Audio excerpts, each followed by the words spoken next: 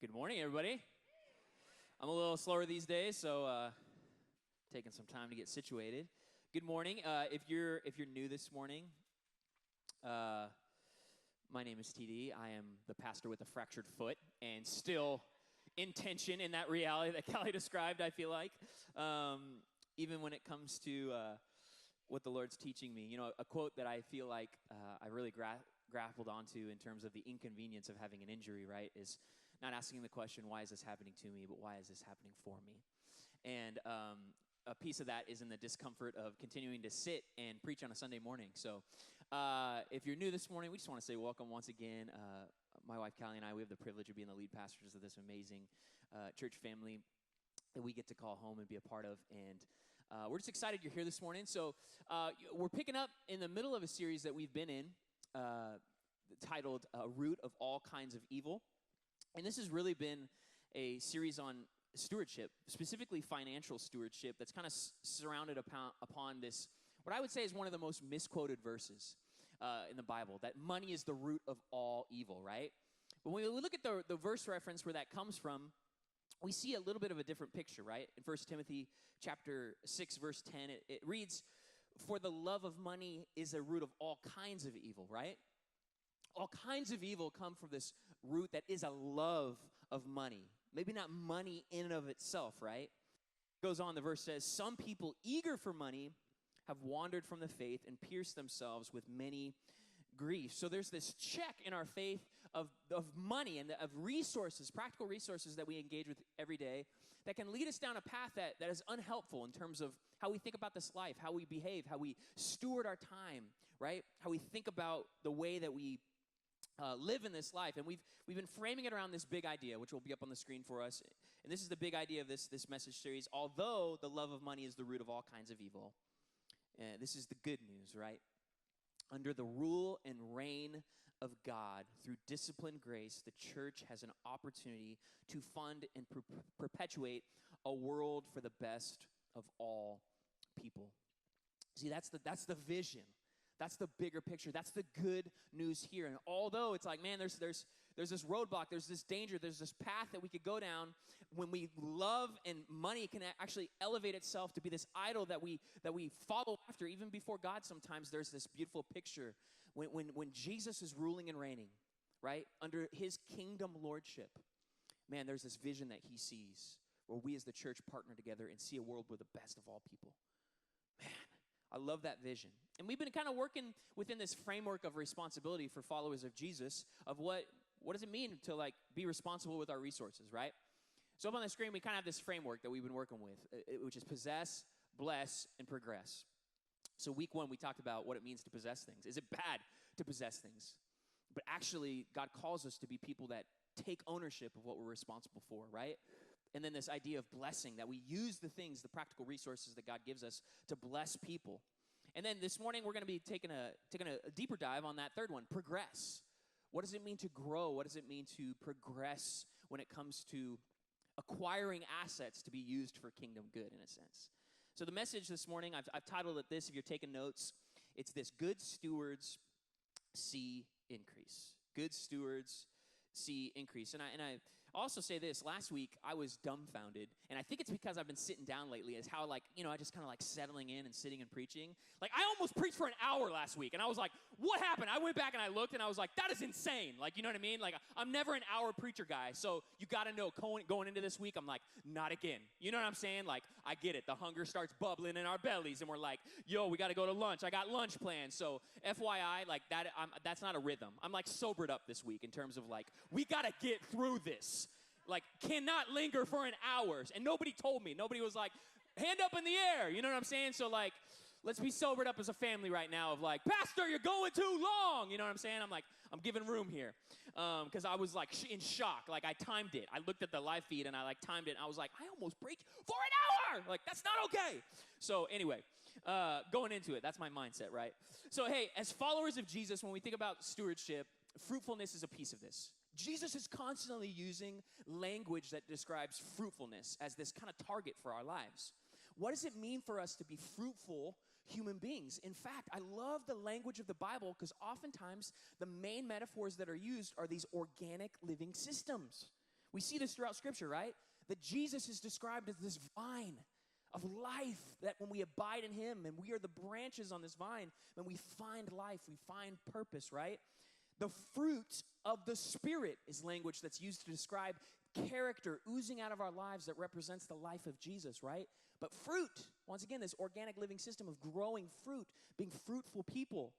You think about other, the parables in and of themselves, the parable of the seeds. Our kids this morning, for those of you who have kids, brought them to kids' church this morning. I know Pastor Bell is in this series where they're talking about, even this morning, the parable of the seeds, this organic living system when we use these word pictures that we see are metaphors to describe that there's this goal and there's this idea that's thematically being communicated as the people of God, that we're called to be fruitful people.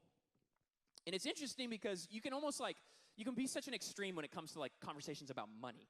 Jesus is talking about money a lot, but sometimes you can be an extreme of money is this thing that's everything, right? And it becomes it's elevated as this idol. Or you can be someone that's more passive about money. It's just it's just this necessary thing that we just need to dispose of and move on with our life.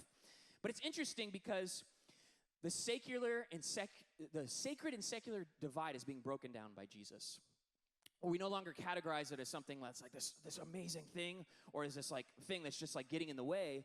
But what does it look like for us to break down that dichotomy? That's a false dichotomy, right? That Jesus, once again, he's in the business of restoration. He's not in the interest of reset button. You know what I mean? Some of us view God with the cosmic reset button, reset, didn't work. It's no, the plan and the purposes of God throughout the scriptural narrative is this restorative process where he redeems us. He takes what is beautifully created in the image of God, and he gives us this beautiful restoration plan, which is the good news of the gospel. What does Jesus is Lord have implications for in every area of our life? And it's not one where God hits the reset button, but it's this newness of restoration that takes into consideration of us as living, breathing human beings in a restorative process. He's in the business of renovation. Some of us are addicted to those HGTV shows, as is my wife, right? Not me, my wife, right? No. So we're going to be looking this morning at what's oftentimes called the parable of the talents. The translation that we're looking at this morning is actually, it's referenced as the parable of the bag of gold, right? Or bags of gold. So it's this direct word picture that has to do with finances, right? And just to kind of summarize, if you're not familiar with this parable, we're going to break it down piece by piece, but there's an owner who leaves, right? He gives people possession of things. He gives somebody what's called, in this case, 1 bag of gold, somebody 2 bags of gold, some 5 bags of gold. And so the owner returns at some point and is hey, what'd you do? And the people with 5 bags and 2 bags, they actually doubled the money that was in their stewardship. It was in their care, right? And then there's a guy that actually, the one that he was given, he buried it. And so what we end up finding in this parable is for the people that actually doubled the bags of gold, it goes well for them. For the person that buried it, it doesn't. So we're going to use this kind of as this framework for us to understand God's care about the practical finances and the money and how it's used as a vehicle for good in our world and how it fits into the piece of our lives as followers of Jesus, right? And it's interesting because we were just in this series on parables, and Grayson, for those of you who know Grayson, preached such a beautiful, go back and watch this message where he preached on the parable of the talents, and he helped us kind of reframe it there's this bigger picture here of action, that there's this frame of action, what it means to use the things that God has given us, specifically this good news of him, and how it applies of we got to be people that live out the good news, that are people of action. So there's this big frame that we're seeing spiritually when it comes to the rule and reign of God in this picture that we see. But I think it's really curious for me in terms of how specifically resources and specifically money are being used as the word picture in this very parable. See, there's this bigger theme, there's this greater theme, but I think that this can actually apply to smaller themes in terms of how we think about stewardship and how we think about resources and how they serve people and express the goodness of God. See, Jesus uses a money word picture to teach a faithfulness principle. And it doesn't take away from the fact that money is being used underneath a larger vision. So that's where we're going to be running with it this morning as we look at this parable. So number one, it kind of leans into the first point this morning, be up on the screen for us. In order to see increase, we have to acknowledge that resources are a practical part of Jesus' mission. It's practical. Resources, money, practical. It's day-to-day type of stuff that we've been just hammering in this message series, right? So we're going to look at the beginning of this parable in Matthew chapter 25. Reads this. It says, "For it will be like a man going on a journey." I love this. It, in the context, is expressed as the end, as this kind of moment of transfer into the new realities of the kingdom of God and its fullness, where there is no tension. And it requires this moment of transfer. It requires this moment of stewardship. It creates this moment that God is framing through this word picture for us. It says, for it, the end will be like a man going on a journey who called his servants and entrusted to them his property. I love the idea that the servants in this very parable, they've been entrusted with something. There's something for them, once again, in the framework of responsibility for us to possess. There's something that we possess in our day-to-day lives that Jesus talks about throughout his gospel narrative, which is our resources. These blessings, these things that we have at our disposal that can be used in a way. We have to deal with this in our day-to-day lives. It's money. We can't dance around this, right? And I love what Dallas Willard writes in his book, The Spirit of the Disciplines. He writes this, his quote will be up on the screen. "Say we decided to give away all the money we had. Okay, where? Where would the money go? It would go somewhere. Someone will continue to be affected by it. We must never forget that the riches of this world, whether they are to be regarded as good or evil, are realities that do not just disappear if we abandon them. Someone will control them, and the fact that we do not possess them does not mean that they will be better distributed."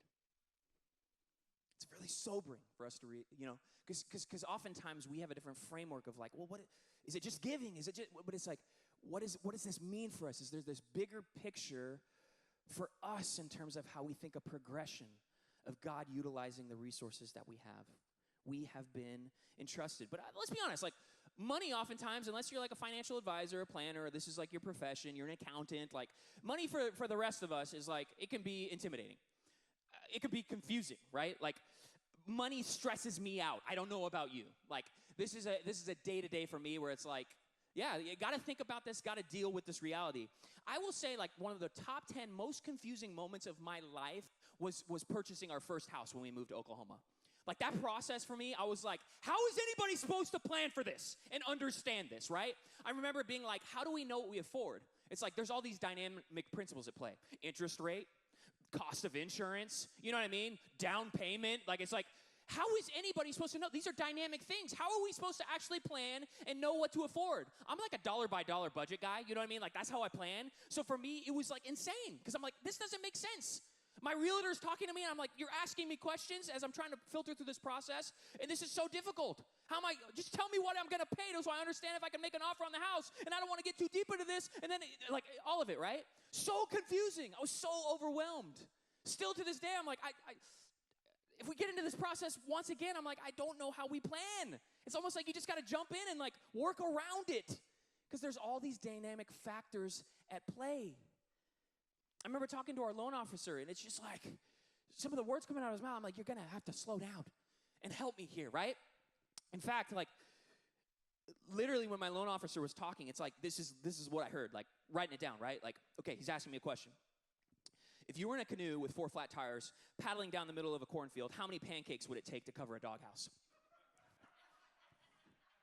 No. There's an answer to this question, though, right? If you were in a canoe with 4 flat tires paddling down the middle of a cornfield, how many pancakes would it take to cover a doghouse? This is what it felt like, though, right? But there's an answer, right? There's an answer to this. Here's the answer. It doesn't matter because a chicken doesn't eat ice cream anyway. The questions and the answers don't make sense. This is money for us sometimes, right? And processes. You're like, the question doesn't make sense. The answer doesn't make sense. And oftentimes we feel really, really overwhelmed, right? And we're expected to be experts. Like, hey, buy a first house. How? I know I can kind of afford it, I think, and I want to do this, right? So confusing. There's not like this perfect handbook that gets just data dumped into our brain as human beings of what it means to like engage in conversations about how to utilize our money. For many of us, talking about money is the same as about talking about canoes with 4 flat tires in a cornfield, right? Yeah, like It just doesn't make sense oftentimes. But regardless of how we feel about money, we have to deal with it. Not only as responsible human beings, but as responsible followers of Jesus who has a greater vision, a grander vision of what it means to use this resource for good. And here's what I'm so thankful for. When it comes to God, he's provided a ton and all the wisdom that we need when it comes to faithful stewardship and what that vision can look like for us and how we utilize resources that he's given us. So let's lean into point 2 this morning. Be up on the screen for us. Okay, we got to deal with the reality that this is a resource underneath the vision of Jesus. But also, number 2, in order to see increase, we have to acknowledge that we all have a unique starting point, right? We all have a different, unique starting point. Matthew 25:15, it goes on in this parable, right? All right, there's the owner's entrusted, right? We got to deal with that. It goes on. To one, he gave 5 bags of gold. To another, 2 bags. To another, 1 bag. Each according to his ability. Then he went on his journey. But it's interesting because in our Western framework, when we think about the amounts, like we get so caught up in the amounts. Because in the West, this is what we're like, okay, big, good, small, bad, right? So we're like, okay, that's the good guy and that's the bad guy in the story. No. Like, that's a Western assumption where we just assume small things are terrible, right? But then we look at even the kingdom. When Jesus comes, like, he takes small things and just continues to show us how they can exponentially grow with faith and favor in God's kingdom. Our Western framework is always like big, good, small, bad, right? And we get insecure when things are small. But Jesus, man, apply faith to small things, boom, we see kingdom multiplication time and time and time again. So let's not be Western in our way we approach this, and let's understand that this isn't like a favor. You found favor because you're good and you're bad. No, favor meaning that we all have found favor in our diversity. This is a diversity piece, that 5 looks different than 2, that looks different than 1.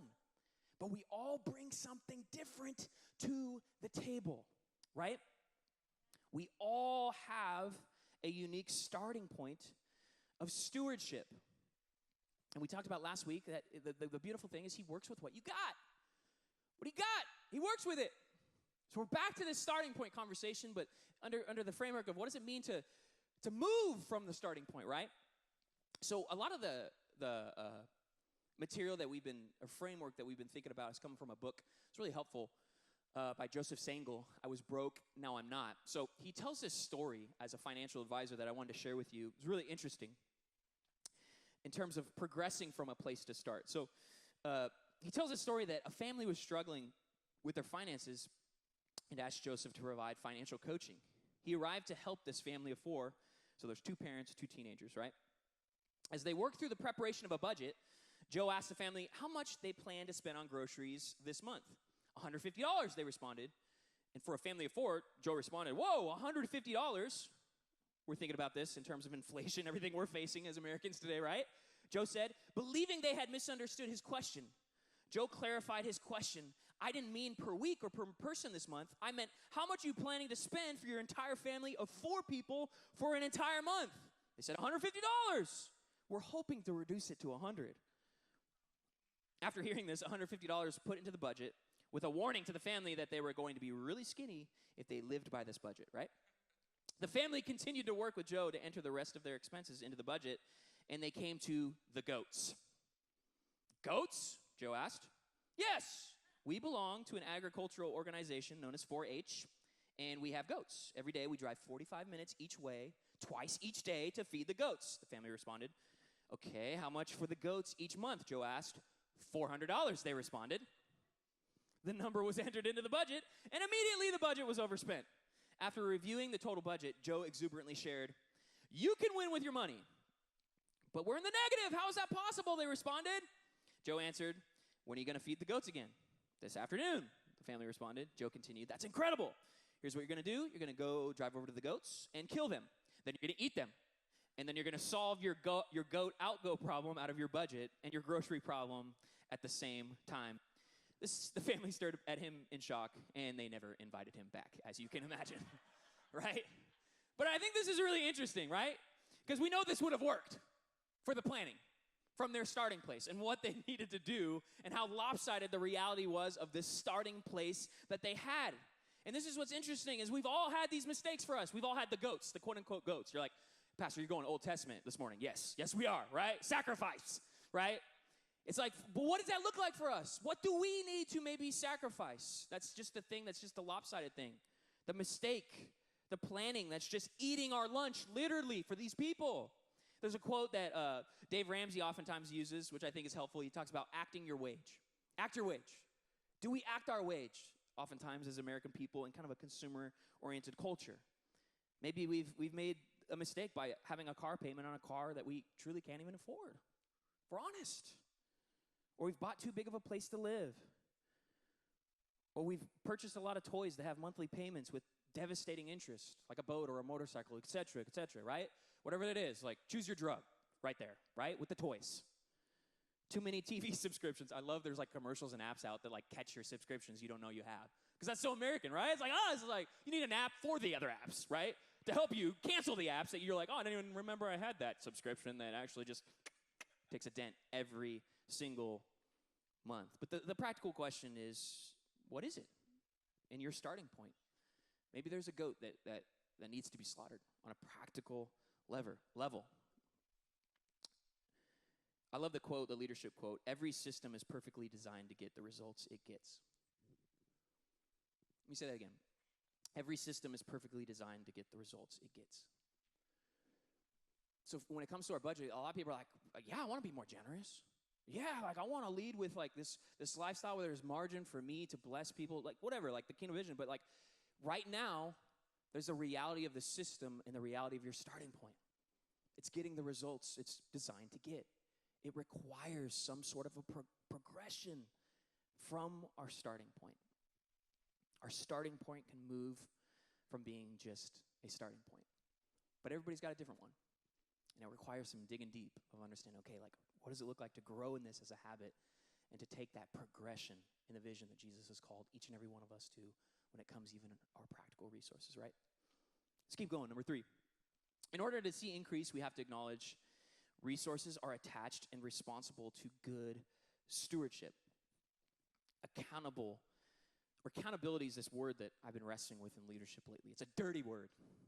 Nobody gonna hold you accountable. It's like, ugh. You enter into a conversation like that and everybody's just like, ugh. It carries so much baggage. That word's been used to justify abuse time and time again, right?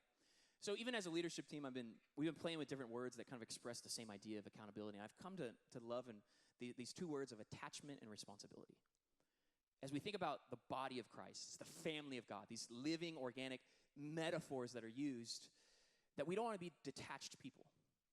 There's this attachment that's required for us to function as a family and a body. And then there's this personal responsibility each and every one of us carry as we bear that attachment, as we're responsible for our unique purpose, the uniqueness in our starting points, right, that we just talked about, but the uniqueness in our gifting in this big picture of what does it look like for us to be responsible, to be exactly who God's created us to be, because no one else can do that for us. I love that idea of accountability being reframed through that language, attachment and responsibility. We're attached to something so much bigger, and we bear a responsibility to be who God's called us to be. And when collectively that comes together, it's a force to be reckoned with in the world and the vision that Jesus sees for his church. So Matthew chapter 25, when it comes to this idea of attachment and responsibility, right? Accountability, that dirty word. The parable goes on. The man who received 5 bags of gold went at once and put his money to work and gained 5 bags more. So also the one with 2 bags of gold gained 2 more. But the man who had received 1 bag went off, dug a hole in the ground, and hid his master's money. In verse 19, here we go. It says, after a long time, the master of those servants returned, and he settled the accounts with them. The owner's coming back. Week 1, we talked about this. There's this owner. Sometimes we believe we are the owner, but we get sobered up in this lifetime when it ends, that actually there's a bigger owner in terms of the earthly things that sometimes we acquire, our possessions, right? But we're called, rather than to be the owners ourselves, we're called to steward under the ownership of God. Everything is his anyways, right? But same thing, because the owner, in this parable, in this framework that we're looking at, from this word picture, the owner, he comes back to settle the accounts. The one who it's rightfully, he has the authority, he has the power, right? And there's this attachment to the owner. There's this responsibility due to the owner. So this morning, we're with these different let's create three categories in terms of what we see in this parable. And let's look at the first category. Category 9, number 1, it'll be up on the screen. So there's those who stewarded well. What happened? It says in verse 20, it says, the man who had received 5 bags of gold brought the other 5. Master, he said, you entrusted me with 5 bags of gold. See, gained 5 more. His master replied, well done, good and faithful servant. You have been faithful with a few things. I will put you in charge of many things. I love that idea of a few things. Sometimes we, in our control, we believe we should be in charge of everything. Let's let God be in charge, right? What are the few things that God's entrusted of us to dedicate our lives to steward well? The owner says, I'll put you in charge of many things. Come and share your master's happiness. I love the joy, the happiness that comes when somebody engages in the fruitfulness of what they've been entrusted with. The man with 2 bags of gold also came. Master, he said, you entrusted me with 2 bags of gold. See, I've gained 2 more. His master replied, well done, good and faithful servant. You have been faithful with a few things. I will put you in charge of many things. Come and share your master's happiness. Just, once again, doubled up. Same response, same reply. 5 and 2. Once again, it's like not more favor found with the one with more in this case. But this diversity of response when somebody takes whatever the difference is of what God's entrusted us personally with and does something with it, right? These are good stewards. The principle is hit here for us is because they saw increase. They saw that faithful action in terms of what they've been given to steward. So that's the first category. Category number 2 is those who stewarded poorly. Matthew chapter 25, we'll pick up with verse 24. It goes on, it says, then the man who had received 1 bag of gold came. Master, he said, well, I knew you were a hard man, harvesting where you have not sown and gathering where you have not scattered seed. So I was afraid and went out and hid your gold in the ground. See, here is what belongs to you. His master replied, you wicked, lazy servant.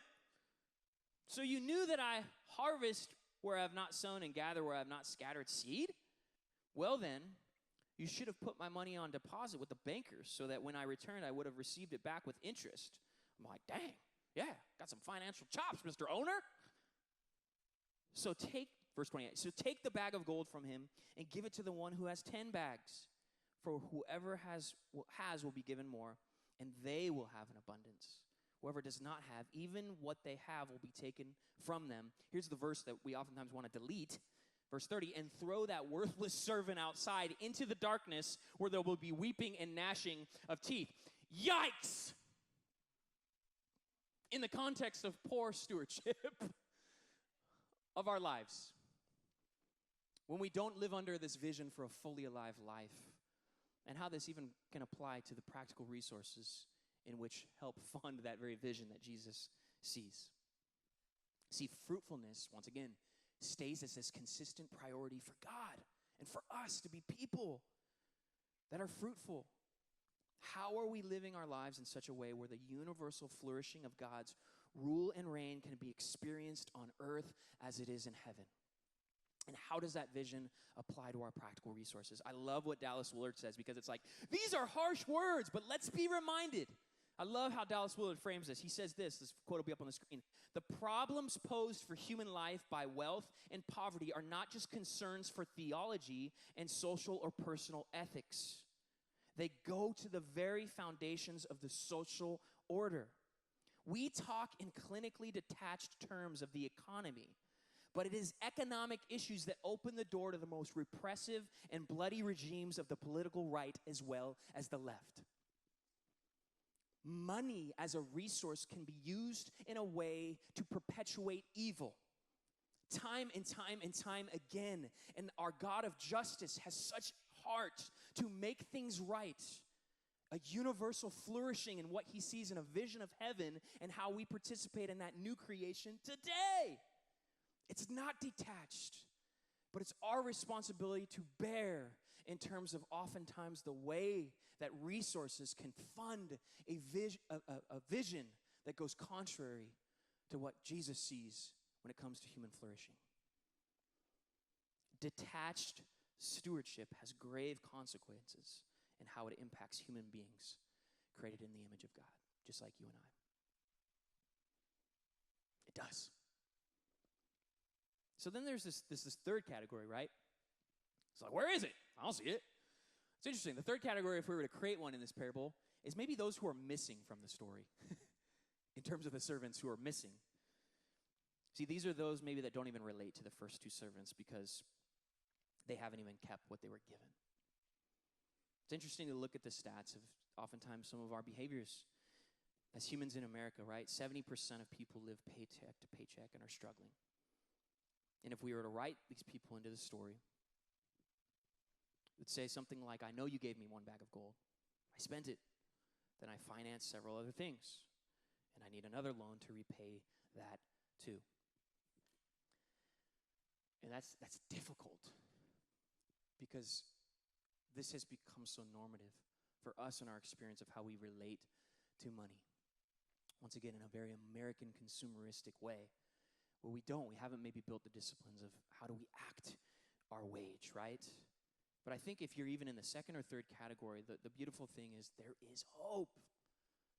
There is a starting point today, a unique starting point for you.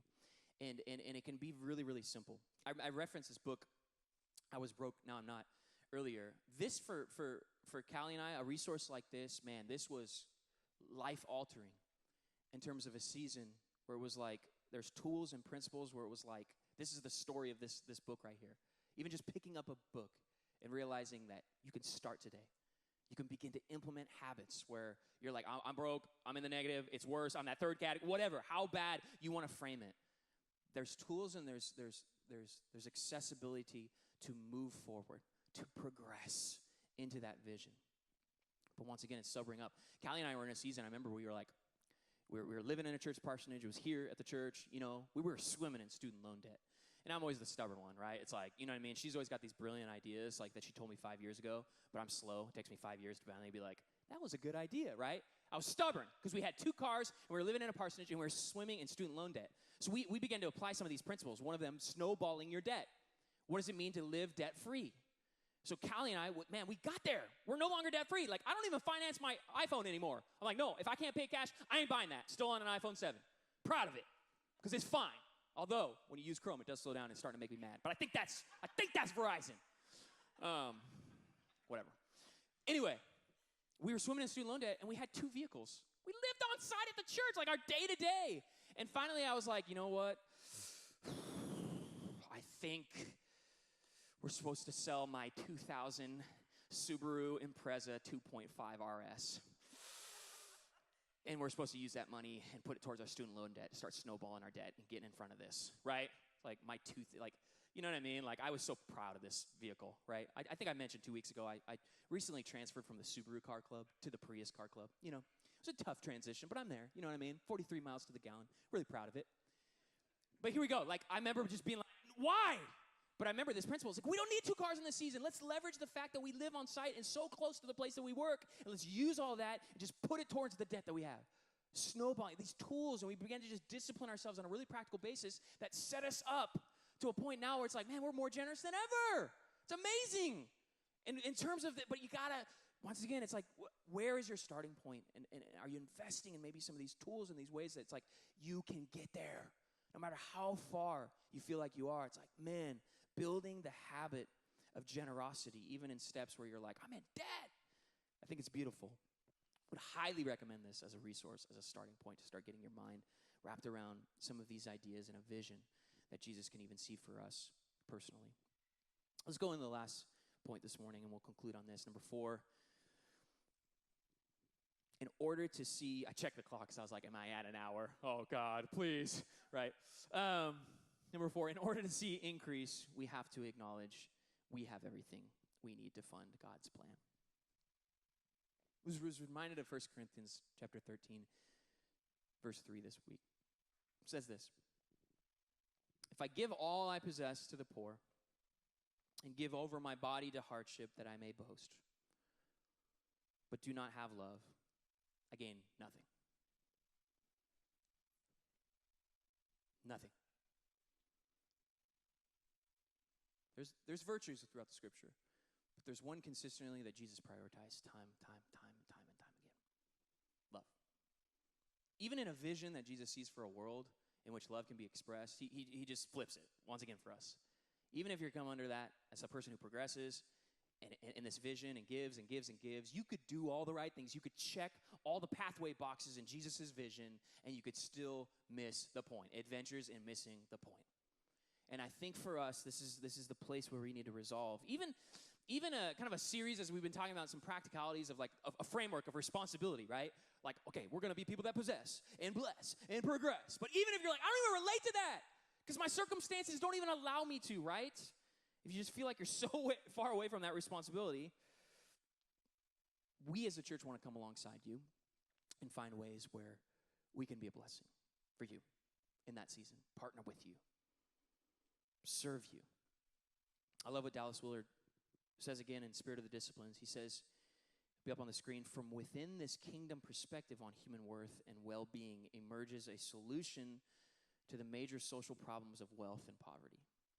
That solution consists in a new type of human being, people who have assimilated the character of Christ into all areas of life and society. These people clearly see that giving is only a part and by no means the largest part of stewardship before our Lord. These people understand it as part of their responsibility to control the world's possessions in a way that ministers to all. I think it's beautiful. A beautiful way to frame this out. Oftentimes, we get so caught up once again in the doing, but there's this being element that we can begin with, each and every one of us. As we submit to Jesus as Lord, as he grows the deepest areas of our life into his character. What does it look like as our starting point, even just to lean into that? Knowing that the starting point maybe has nothing to do with a financial framework for how God uses us, but one that just says, I'm going deep with you, Lord, and I'm allowing love to influence me as the first step and the first point of my journey. He has provided everything necessary for us to accomplish what he's called us to do. Maybe that's not the economic piece for you currently. It's okay. He's providing everything you need. Your situation maybe is really, really, really tough right now. You would go, okay, it's going to take a miracle for me to get out of my mess. Enter Jesus, right? The miracle maker. The one who has the character, who has the potential to come in alongside and meet us, condescend down to where we currently are, even though he doesn't have to. He showed us that through his life, and he continues to do that by his Holy Spirit on a moment-by-moment basis where we have opportunity to have a relationship with him.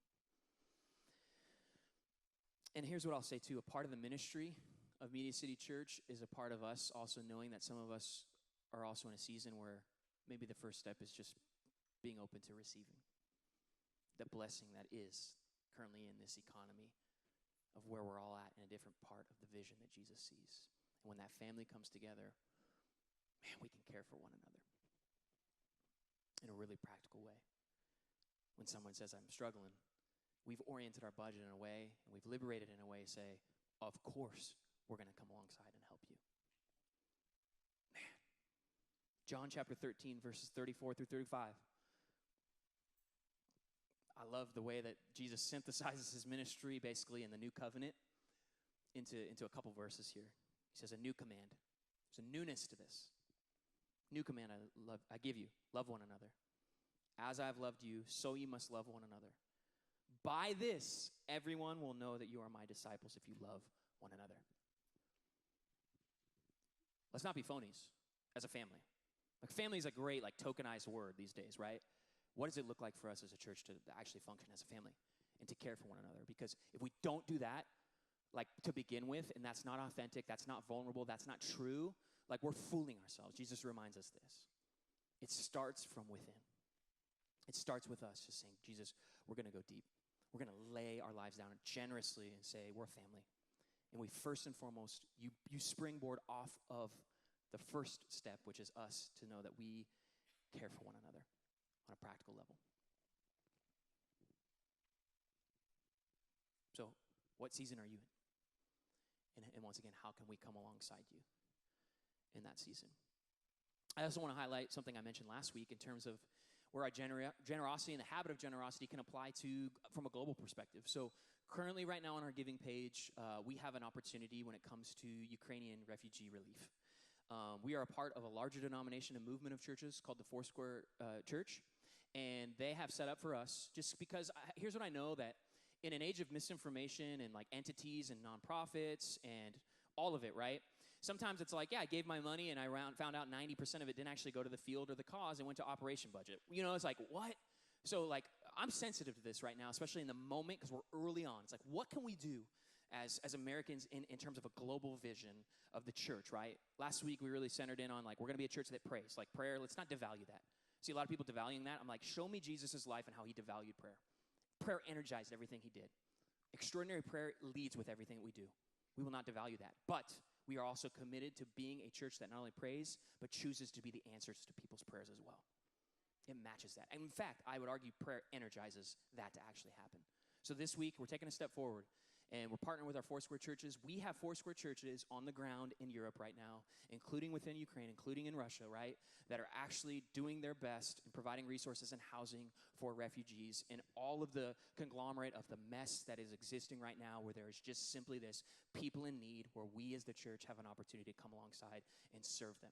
So there's Foursquare churches that have already been engaged in this activity, and they're just saying, hey, we have a place to give where we can make sure that we know that we're giving to something that can serve what the churches are already and currently doing on the ground and giving relief to people. So that exists right now on our giving page. You can see it. There's a designated fund there. It's listed as Ukrainian Refugee Relief. So just as an opportunity for us, once again, this is for us, is what's the next step in terms of wherever we're at, whatever season we're at. No matter where we're at, I want to make us aware of the opportunities that we even have to partner in our generosity in this current phase, in this moment. And then how many of you guys know there's going to be a long-term vision, a longer-term vision with a refugee crisis that's going to affect us probably on a more practical basis in the future. And we need to have a vision for that as well.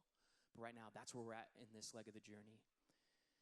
And more than anything, I love the vision that Jesus sees as he meets us where we're at.